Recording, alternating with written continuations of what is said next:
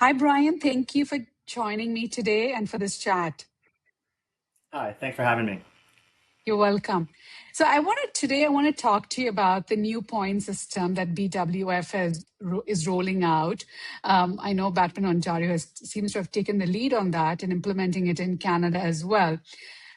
For starters, just explain briefly the point system.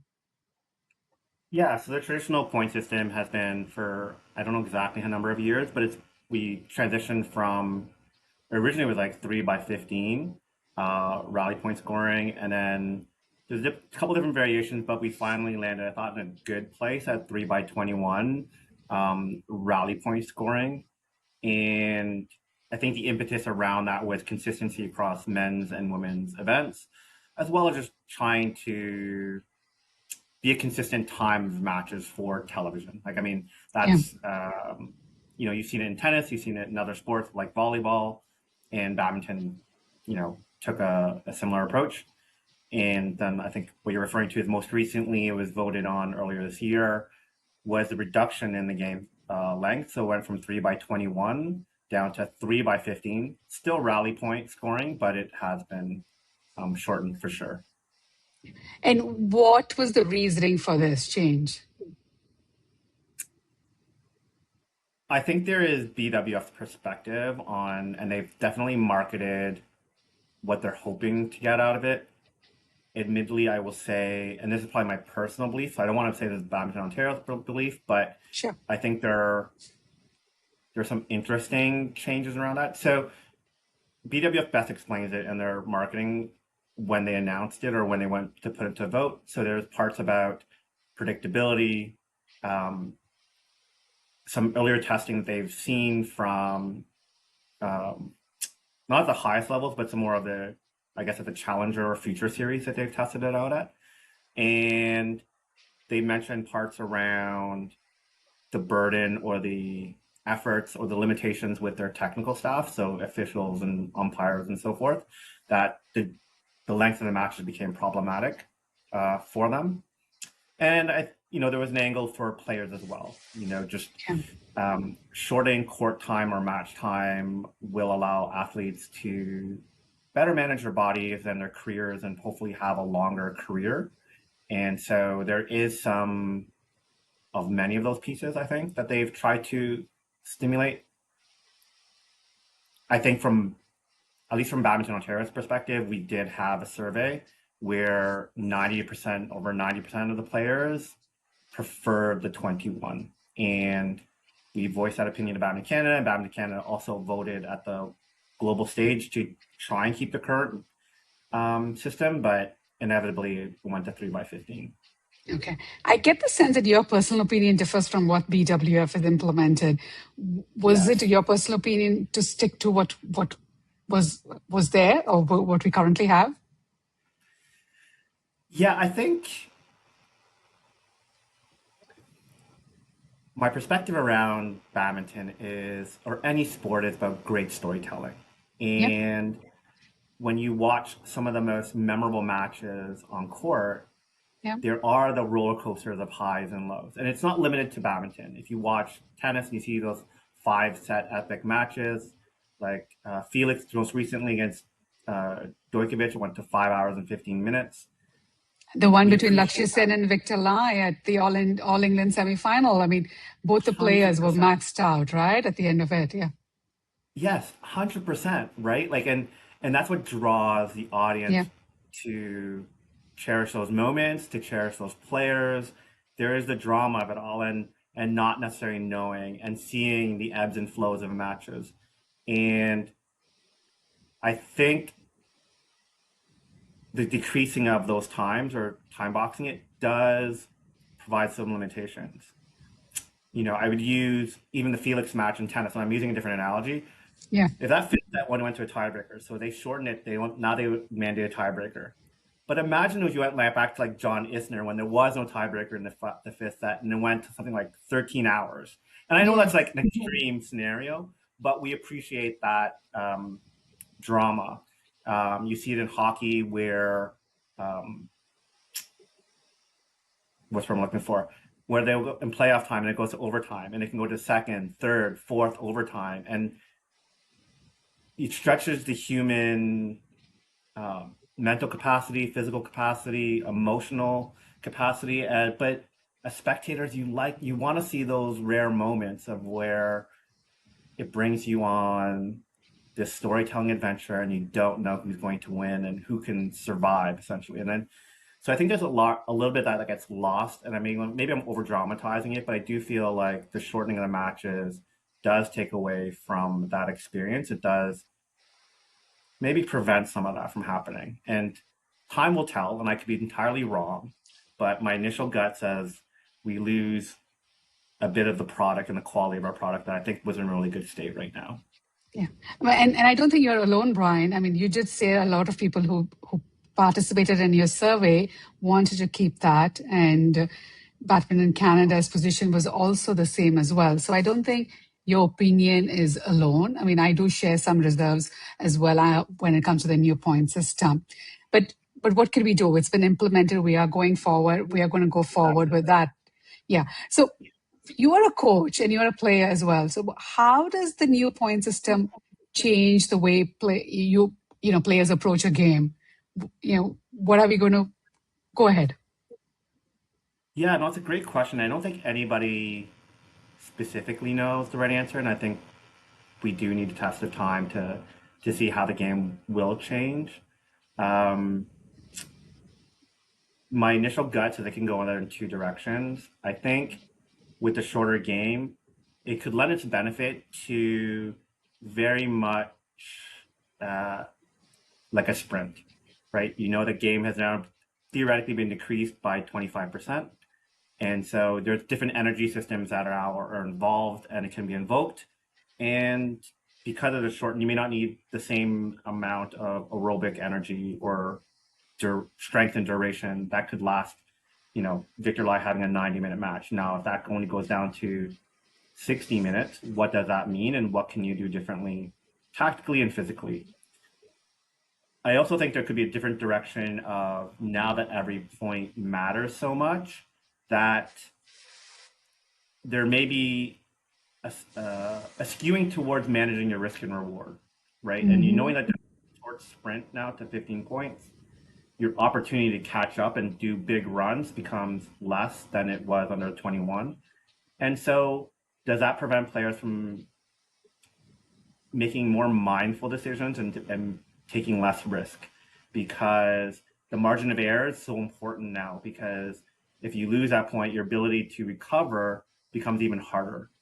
And I think you can see that happening when you compare rally point scoring in the old version to, side out scoring to rally point. You do see less risk taking happen, because in side out, the worst case scenario, or in one case scenario, you only lose your serve, but you don't lose a point.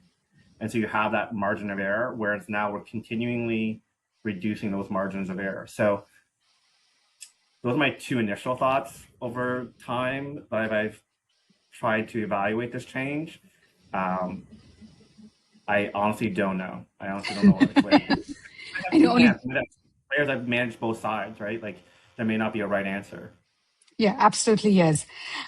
So what is, you have announced an implementation plan. What is it? Yes. So we have decided, or we announced earlier in June, that we do have 3 tiers of levels. So our top 2 tiers, Junior A and Junior B series, will adopt the new scoring right at the beginning of the new season. So in September 2026, all of our events will move to the 3x15 for our Junior A and Junior B. Comparatively, for our Junior C series, we have not made that change, and we will remain the current, or actually, I guess the current scoring at 3x21. Yeah. Okay. Yes. And what is the rationale for staggering it in this manner? Yeah, I think so I come from an analytics background, and so we kind of worked our way south backwards. And so we know the change is happening. The change is inevitable. And so what are we really prioritizing as an objective, or what are we trying to maximize? And for our Junior A and B series, some of those key goals are national events, international events, and how do we best prepare our athletes to perform at the highest level when they do compete nationally or internationally. And so with that in mind, when we asked the broader community again of how long do you think it would take for athletes to be ready, to perform their best in that new scoring system? And the most general answer or best guess, I would say, was, roughly a 6 month timeline of adopting new training methods, mental, physical, emotional, all those different pieces that go into it. So it becomes natural to play in a 3x15. And so using that as a guideline, if we said 6 months back, if we want them to be optimally ready, then for 2027, it's probably best to start in the off season now, right? So they have 2 or 3 months in the summertime to start making those adjustments. They get to practice in our events with the new 3x15. And so when 2027 does roll around, it will feel natural and it won't be this big shift. And, fingers crossed, everyone's comfortable. All of our athletes are still performing at the highest of level, and they're, taking full advantage of the 3x15 scoring. So that was the intent around junior A and B. If you're okay with that, I'll just jump to junior C. The Yes, reason yes, we have absolutely. not, Yes. perfect, sorry. Yeah, the reason we have not made that change is because we felt they're still in developmental stage. And we are not alone in sport where we may modify the games relative to the international rules to support their objectives. And their objectives are to become better, to be ready for BNA.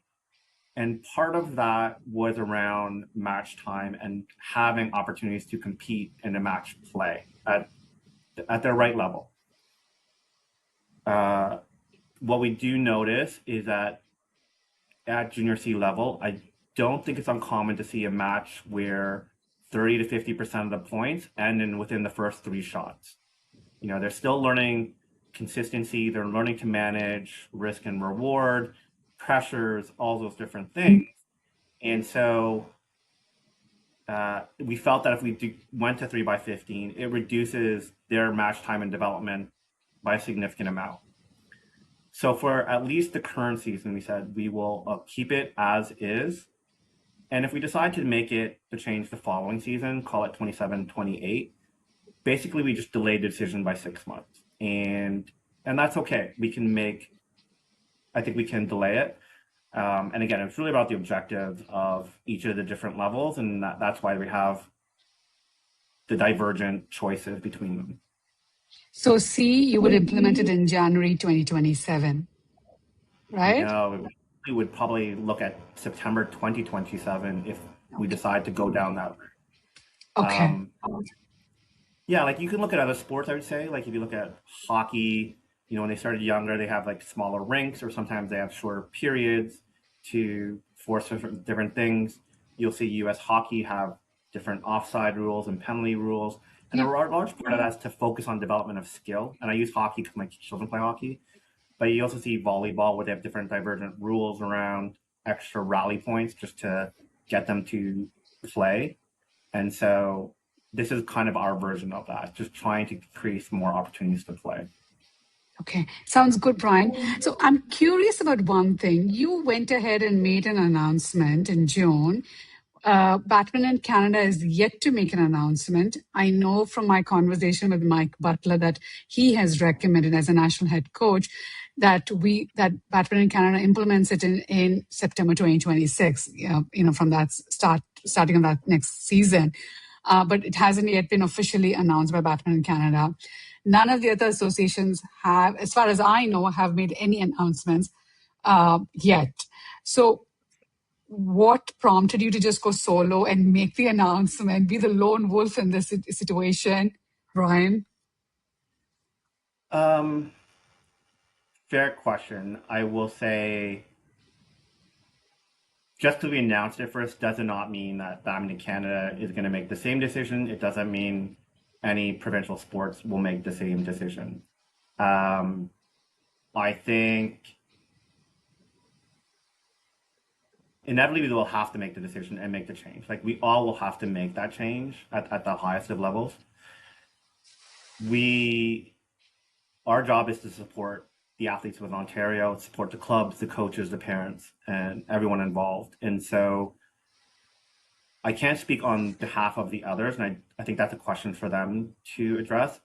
But I think if we solely focus on our own scope and our own mandate, we felt it was better to announce it earlier for our athletes and to give them that off season, right? Like we're now almost mid-July, and so at least hopefully our athletes had 3 or 4 weeks already of starting that process. And I think the earlier that we can give awareness and give a signal of our intentions, then it just hopefully and optimistically it sets them up for success.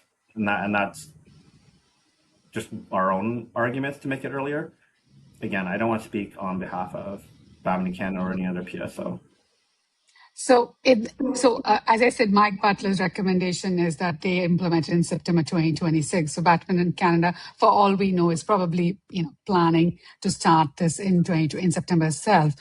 But I'm curious, Brian. I mean, Ontario players, they play at the national level. They also play at other provincial tournaments as well. So if for some reason they decide to implement it later, now there is players will be expected to adapt, right, to these different play systems. Isn't that a concern?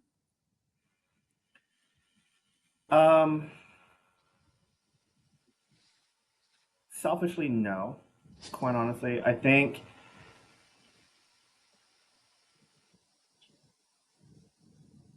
I would say no. And Okay. I think every athlete's going to face challenges when they play.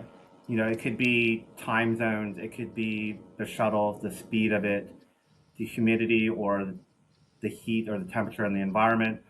All those things are going to exist and there will always be challenges. Obviously, the scoring is a more in your face and blatant one, but it does create internal conflict and challenge that can strengthen a player. And it's not like we're asking to do an additional new thing, right? It's just a comparison of what they're currently used to versus where we're trying to move them towards. And I think, again, singularly speaking, as what Badminton Ontario can control and focus in on is helping with them the transition of to the future state. And if I know we're talking theoretical, if other PSOs decide not to move forward with the changes or adopting the changes early as us, players still have that choice and they at least can mentally prepare for that challenge and allow them to still compete. But I don't know if there's a perfect answer, and I don't think anyone perfectly planned these changes through. And I think we're just trying to do our best we can for our athletes. Absolutely. Well, Brian, I think it's a great thing that you're kickstarting and starting it in September because the more players have experience, it's better.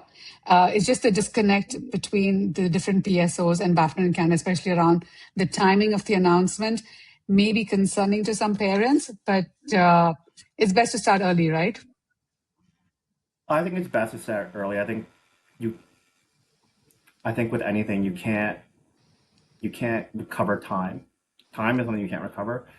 In fairness to Badminton Canada, I know there's more processes and approvals that they need to make. I suspect they will make the announcement very shortly post their AGM and their competition review making those decisions.